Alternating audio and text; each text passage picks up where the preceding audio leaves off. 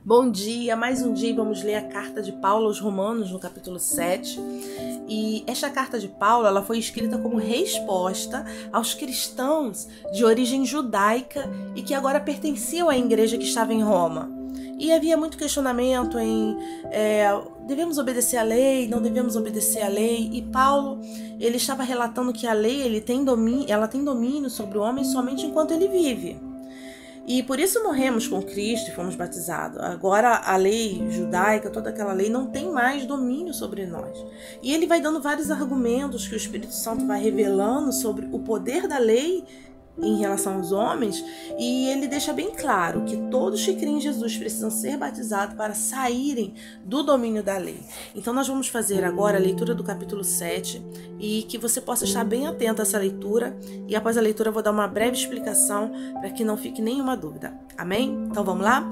Romanos capítulo 7, verso 1 diz assim: Meus irmãos, vocês todos podem compreender muito bem o que eu vou dizer. Vocês conhecem as leis e sabem que elas só têm poder sobre uma pessoa enquanto essa pessoa está viva. Por exemplo, a mulher casada está ligada pela lei ao marido enquanto ele estiver vivo. Mas se ele morrer, ela estará livre da lei que a liga ao marido. De modo que se ela viver com outro homem enquanto o marido estiver vivo, ela será chamada de adúltera.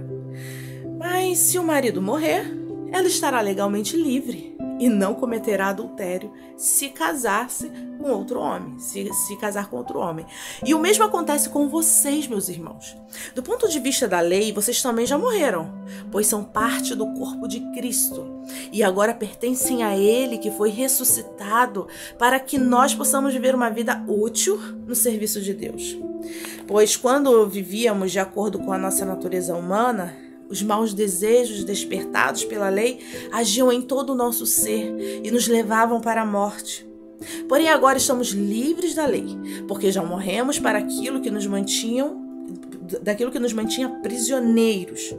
Por isso somos livres para servir a Deus, não da maneira antiga, obedecendo à lei escrita, mas da maneira nova, obedecendo ao Espírito de Deus.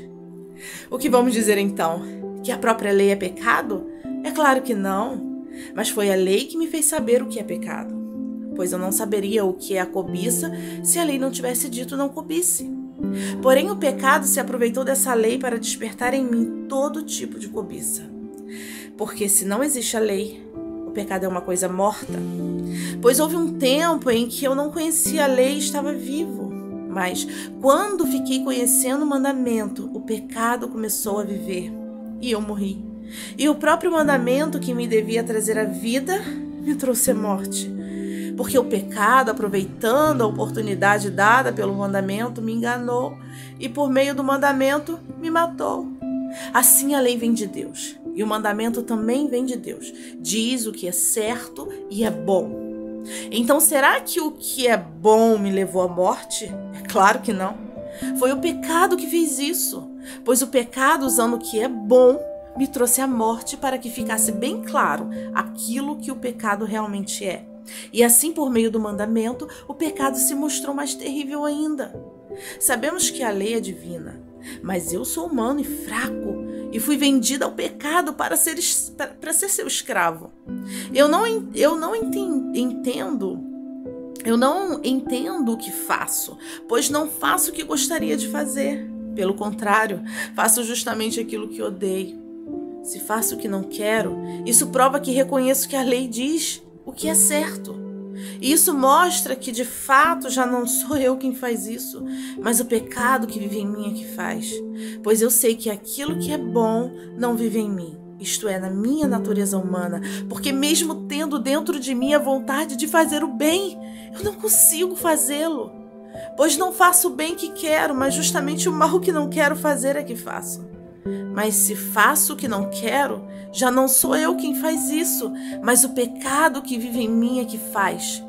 Assim eu sei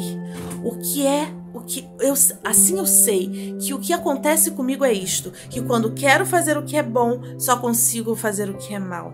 E dentro de mim eu sei que gosto da lei de Deus, mas vejo uma lei diferente agindo naquilo que faço, uma lei que luta contra aquela que a minha mente aprova. Ela me torna prisioneiro da lei do pecado, que age no meu corpo. Como sou infeliz! Quem me livrará desse corpo que me leva para a morte? Que Deus seja louvado, pois Ele fará isso por meio do nosso Senhor Jesus Cristo. Portanto, esta é a minha situação. No meu pensamento, eu sirvo a lei de Deus, mas na prática, sirvo a lei do pecado. Paulo aqui, ele deixa muito, mas muito claro, que sem Jesus, sem o Espírito Santo agindo em nós, é impossível sermos justos, é impossível fazer a vontade de Deus. Porque ele diz que, por mais que o homem natural, sem Jesus, sem o Espírito de Deus, sem a palavra de Deus, por mais que ele queira fazer o que é bom, na mente dele, não, isso aqui é certo, eu vou fazer isso, mas ele não faz, porque a força do pecado que atua na sua carne, sabe, não deixa o homem fazer o que é certo, não deixa o homem fazer o que é bom. Você quer ver um exemplo? Quando a gente vai olhar lá em 1 João 3,15, tem algo muito revelador. Porque a lei, ela diz, não matarás. Mas em 1 João 3,15 diz que qualquer que odeia seu irmão é assassino. Sabe? É muito mais profundo. E essa revelação nós só temos porque foi o Espírito Santo que nos deu. Aí a gente chega diante de Deus, Senhor, eu não matei ninguém. Aí Deus diz, mas você odiava o seu irmão. Você odiava as pessoas, você guardava rancor, você tinha ódio no seu coração, então você é um assassino, você vai ter o mesmo castigo que um assassino, mas meu Deus, não, você é um assassino. Então o homem natural, ele não tem a compreensão. Por exemplo, a lei diz, não mente, você não pode mentir. E aí você diz, eu não tenho pecado? Os fariseus eram mestres em dizer isso. Eu não tenho pecado, eu sou um homem santo. E Jesus diz, aquele que não tem pecado é mentiroso.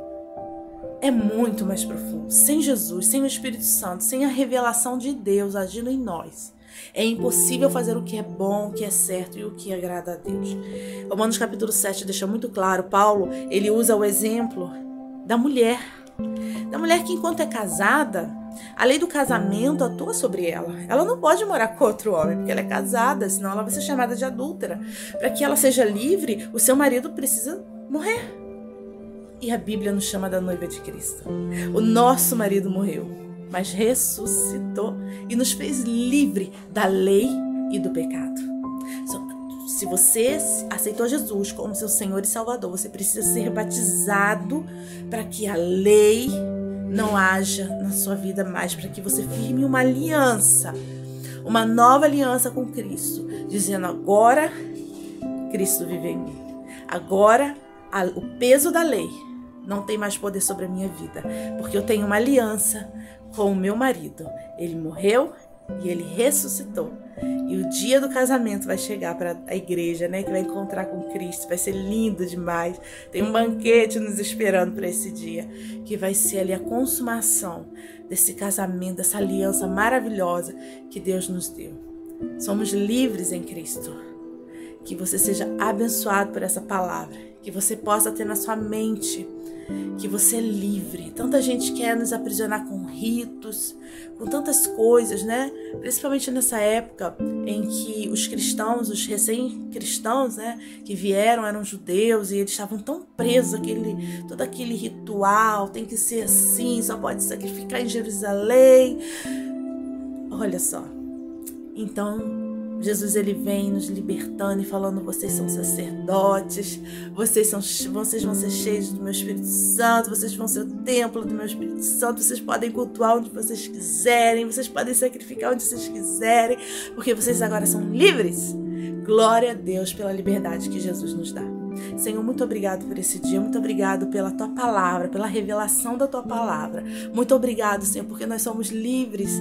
Muito obrigado, Senhor, pelo resgate, pela compra que o Senhor fez com cada um de nós. Te agradecemos, Jesus, porque só um Deus bom para entender que nós sozinhos não conseguiríamos. Mas o Senhor foi muito além de tudo aquilo que qualquer um poderia imaginar. Deu a vida do seu próprio Filho para que pudéssemos ser livres de todo esse pecado e termos a esperança de um dia estarmos adentrando pelos portões celestiais e reinando para sempre na cidade santa, onde as ruas são de ouro e o mar é de cristal. Louvado seja o teu nome. Muito obrigado, Senhor, pela esperança que mais um dia brota em nosso coração, do nosso encontro, de estarmos frente a frente. Te agradeço, Jesus. Muito obrigada. Amém.